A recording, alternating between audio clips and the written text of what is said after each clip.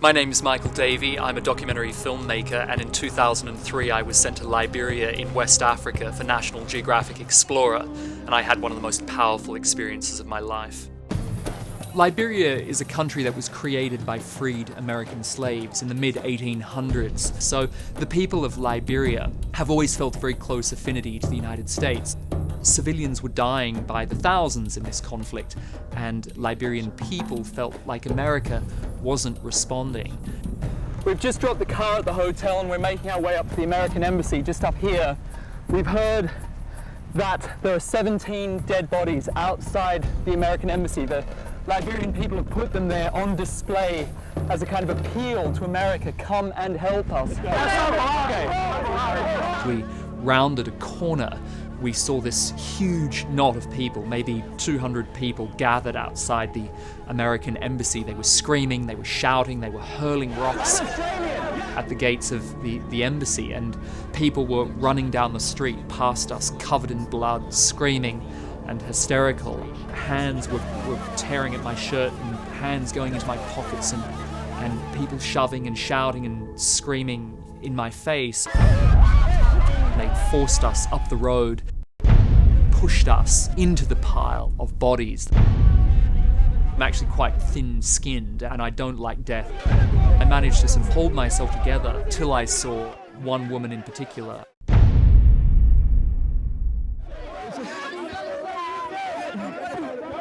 was by far the most horrific thing I've ever seen in my life. My stomach is just heaving and everybody's furious. When National Geographic saw the footage on television that night, they ordered us to evacuate immediately. We said, no, we're not going to leave. Eventually, the situation became so volatile that we were evacuated. We were told to evacuate, and it was just one of the most heartbreaking moments in my career. We were abandoning them, we were leaving them, and we were able to escape, and they were not, and it felt like a great betrayal, actually. We waited in the neighbouring country of Sierra Leone for 12 days, waited until the situation in Liberia calmed down, and then we flew back in. Almost the moment we arrived, the conflict escalated again.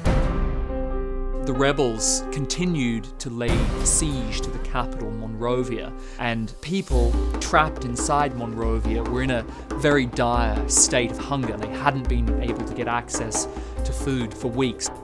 At the climax of this conflict, you had two groups of people, civilians in Monrovia, and you had civilians trapped in the rebel-held territory on the other side of the Mesurado River, who'd been separated from their friends, relatives who were trapped inside the capital.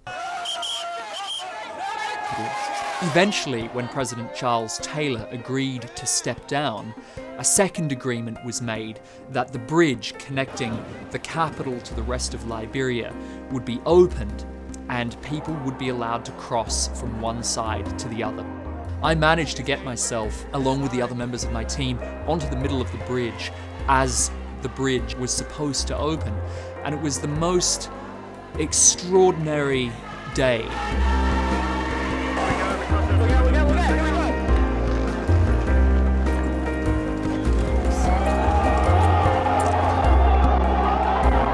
When the bridge was finally open, I think something in me let go, something in me broke open, and all of that adrenaline and anger was released, and I kind of just collapsed, to be honest. I felt so exhausted and relieved that for once there was a happy ending to one of these very brutal stories.